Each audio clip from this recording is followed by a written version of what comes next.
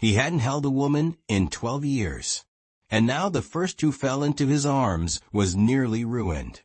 James Coulter didn't expect much from life anymore.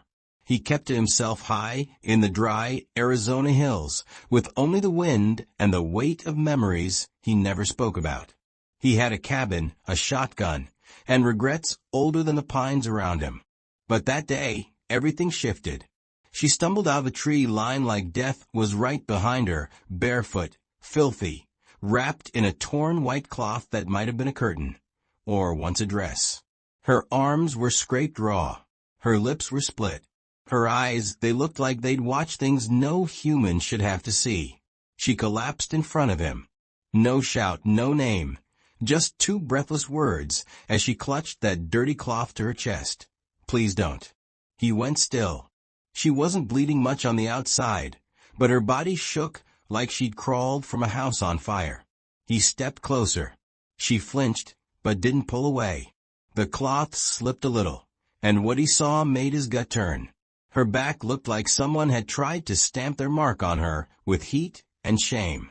Burns, welts, twisted scars, and shapes that didn't belong on skin. Symbols, letters, like somebody tried to write their name into her pain. James staggered back. It wasn't the blood. It wasn't the cuts. It was the way she folded into herself, like she'd learned how to disappear. And for a heartbeat, all he saw was Tennessee. The war. The girl he couldn't save. The one who stared at him with the same broken eyes. He'd walked away once. He'd sworn never again. He took off his coat, slow and steady, and wrapped it around her like a promise. No questions, no speeches, just movement.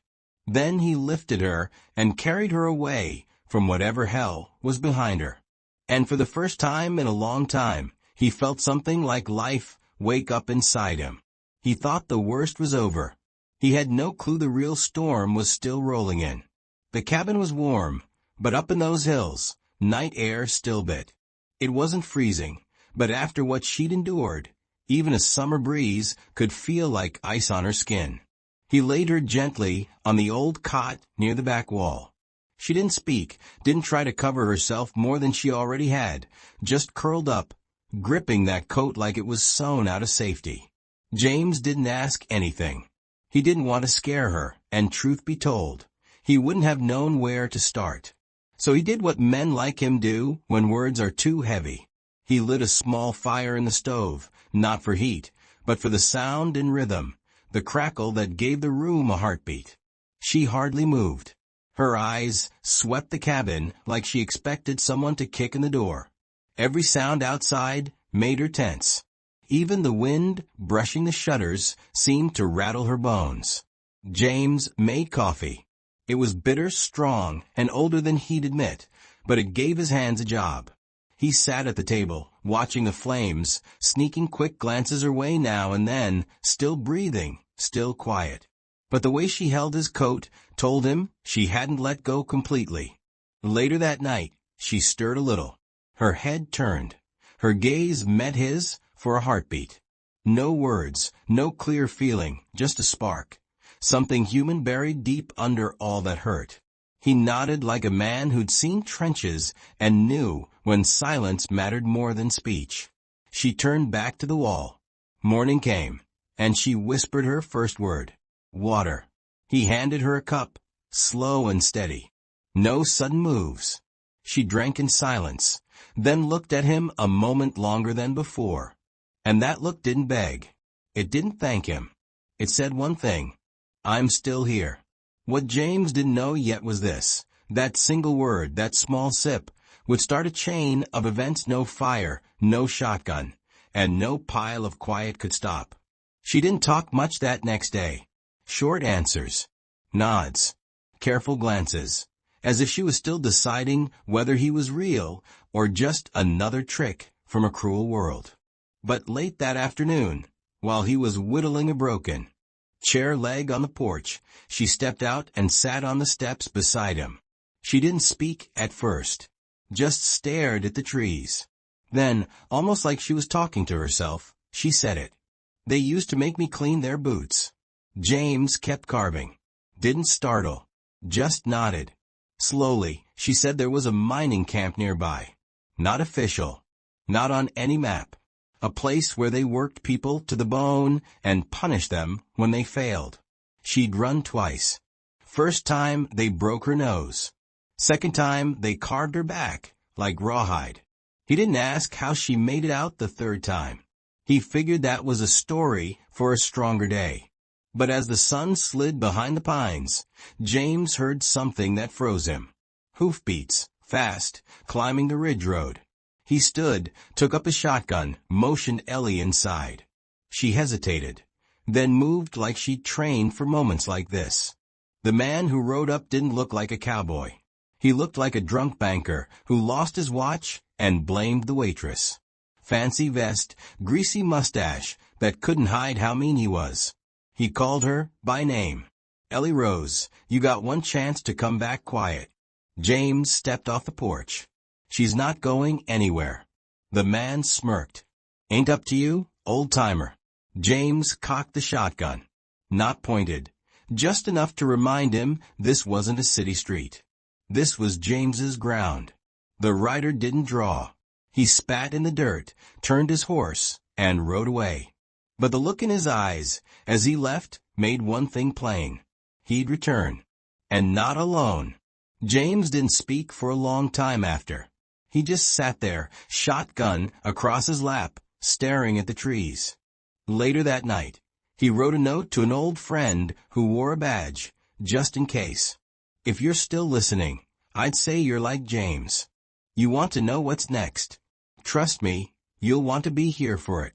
So if you haven't yet, now is a good time to hit subscribe, because the real fight hasn't even started. 3 days slid by, quiet ones, but not the peaceful kind. The kind where even the wind seems to wait. James stayed close. He didn't say it, but Ellie knew he was keeping watch. He didn't cut wood, didn't check traps, just cleaned the shotgun like it was Sunday morning and the world was about to tilt. Then it happened. Late afternoon, the air went still.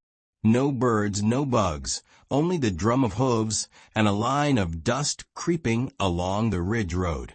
3 riders, not ranch hands, not law. They rode like they needed no permission. James stood in the doorway, Ellie behind him, holding her breath. One was the same man who'd come before. He didn't come to chat this time. He raised his voice. Step aside, old man. James didn't. The second rider shifted in his saddle, hand drifting too close to his belt.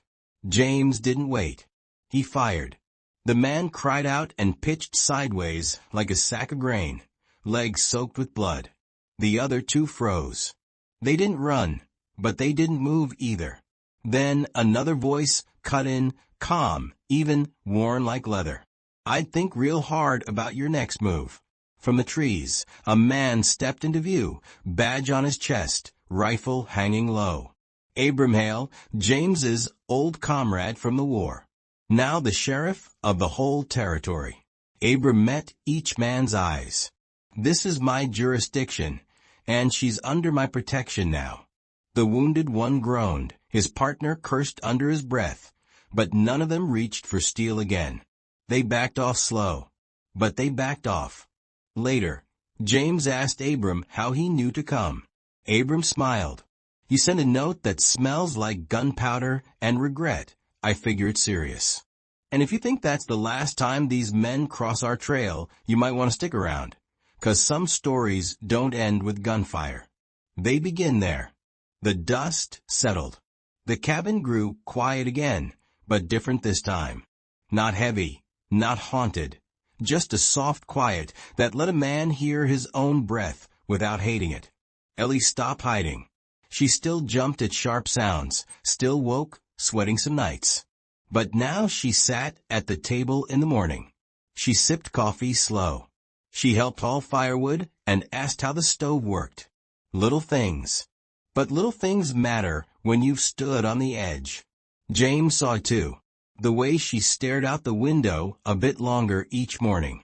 The way she once let out half a laugh, barely a breath, but real.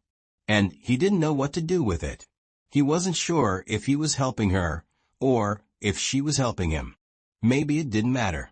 One evening, she brought in a basket of wildflowers and set them by the window. He didn't comment, but the next day he swept the porch clean for the first time in years. They didn't label it love. They didn't call it anything at all. But one night over stew and black coffee, she looked up and asked, "You ever think some folks aren't here to save others, but to give them room to save themselves?" James didn't answer. He just nodded, because if he'd tried to speak, the wrong words might have spilled out. And that's how it went. Two people, a cabin, and a slow healing that didn't ask permission or need explanation. But here's the thing. How many people like Ellie are still out there right now? How many men like James are sitting alone, thinking their story is over? Sometimes it only takes one choice, one act of kindness, one moment of not walking away. So let me ask you, who are you in this story? Are you the one running, or the one who holds still and opens the door?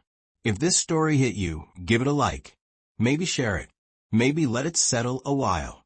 And if you want more stories like this, real, rough, the kind that stay, go ahead and hit subscribe. Out here in the West, stories don't end. They just keep writing. He hadn't touched a woman in 12 years. And the first one to drop into his arms had nearly been broken beyond repair.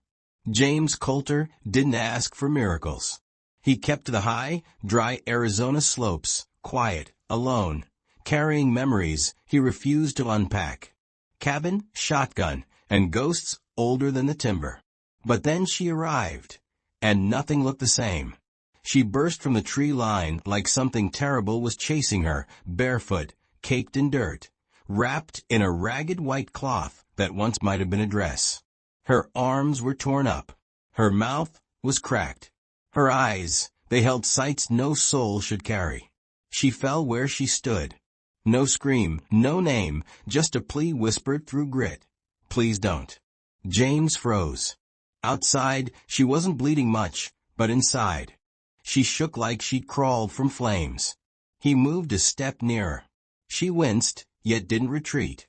The cloth slid, and what he saw twisted his stomach. Her back was a map of hurt, burns, welts, deep knots of scar, and shapes that didn't belong on human skin. Signs and letters, like someone tried to sign their work in pain. James stepped back hard. It wasn't the blood. It wasn't the injury.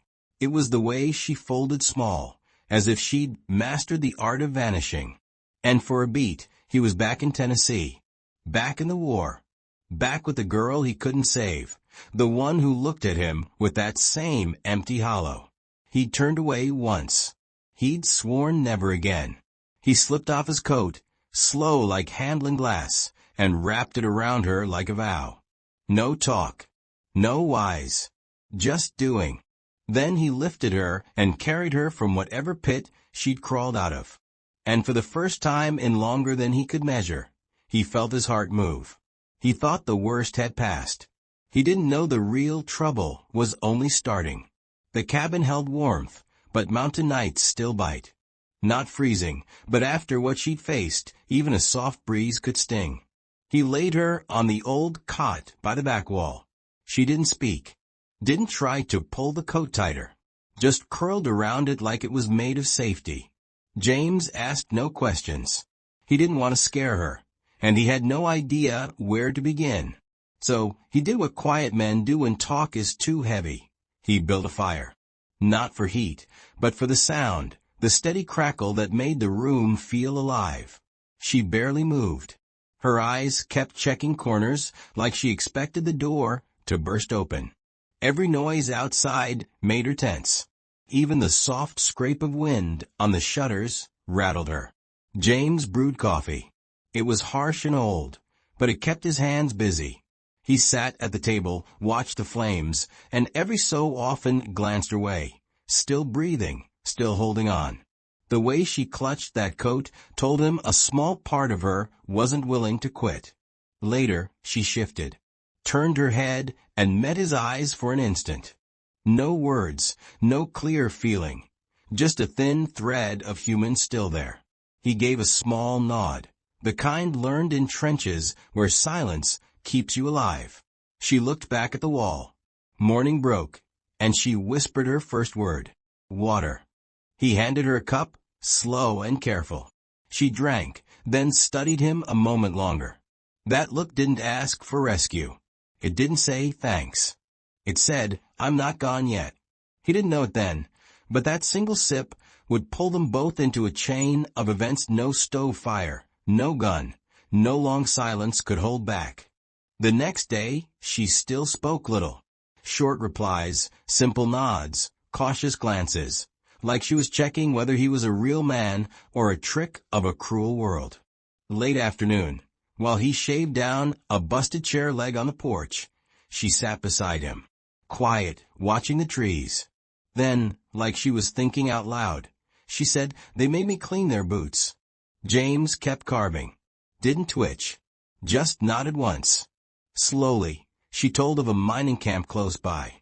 Not official. Not on paper.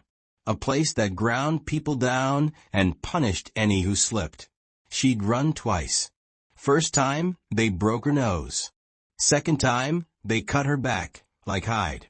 He didn't ask how she made it out the third time. That felt like a tale for later. But as the sun dropped behind the pines, James heard something that chilled him. Hooves pounding up the ridge road. He rose, took the shotgun, and waved her inside.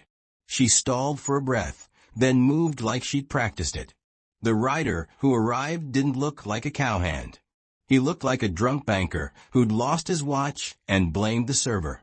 Fancy vest, oily mustache that couldn't hide the meanness underneath. He called her name. Ellie Rose, you get one chance to come back quiet. James stepped off the porch. She's not going anywhere. The man smirked. That ain't your call, old man. James thumbed the shotgun. Not pointed, just enough to mark the line. This was his place. The rider didn't draw. He spat, spun his horse, and rode off. But his eyes on the way out made the message clear. He'd be back, and with friends. James said nothing for a long stretch. He sat with the shotgun across his lap, eyes on the timber. That night he wrote to an old friend with a badge, just in case. If you're still with me, you're like James. You want the next chapter. Trust me, you'll want to hear it. So hit subscribe now, because the real fight hasn't started yet. 3 days dragged by quiet but tight, the kind of quiet that listens. James stayed near. He didn't say it, but Ellie knew he was guarding. He didn't split wood, didn't check lines, just cleaned the shotgun like Sunday was coming and the world planned to break. Then came the moment. Late day, the air went blank. No birds, no insects, just hooves and a smear of dust on the ridge road. 3 riders. Not ranchers, not law. They rode like they owed nobody. James stood in the doorway. Ellie stood behind him, holding her breath. One was the same man from before. He didn't bother with small talk. Step aside, old man. James didn't move. The second rider shifted, hand falling toward his belt. James didn't wait. He fired. The man screamed and toppled, leg flooding red. The other 2 froze. They didn't bolt, but they didn't make a move either. Then a new voice rolled in, calm, steady, worn smooth by years. Think real hard about your next step. From the trees, a man stepped out with a badge and a low-slung rifle. Abram Hale, James's old war brother. These days, sheriff of the whole territory. Abram met each pair of eyes. This is my ground, and the girls under my protection now. The bleeding one groaned. His friend muttered a curse. No one reached for a gun. They eased away slow. But they eased away. Later, James asked how Abram knew. Abram grinned. Your note reeked of gunpowder and regret. Figured I should come. And if you think that's the end of it, stick around. Some tales don't close with shots fired. They begin there. When the dust settled, the cabin's quiet returned, but not the same quiet. It wasn't heavy, wasn't cursed, just a hush that let a man hear his own breath and not despise it. Ellie stopped hiding. She still flinched at bangs, still woke from bad dreams. But now she sat at the table in the morning. She sipped coffee slow. She carried wood, asked about the stove. Small things. But small things count when you've looked into the dark. James noticed too.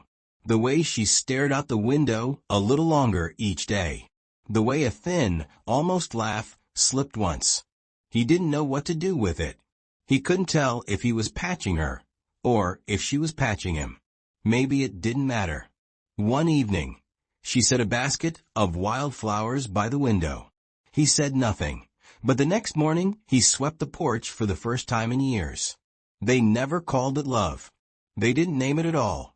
But over stew and black coffee one night, she asked, "You ever think some folks aren't here to save others, just to give them space to save themselves?"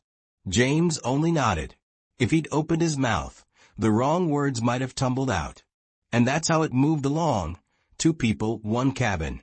A slow fix that didn't need permission or labels. But here's a question. How many Ellies are out there right now? How many Jameses sit alone thinking their stories are finished? Sometimes all it takes is one choice, one kind act, one moment of not walking away. So, who are you in this story? The one running, or the one who holds steady and opens the door? If this story meant something to you, tap like. Maybe share it. Let it sit a while. And if you want more real, rough, the kind that stick, hit subscribe. Out here in the West, stories don't end. They keep writing.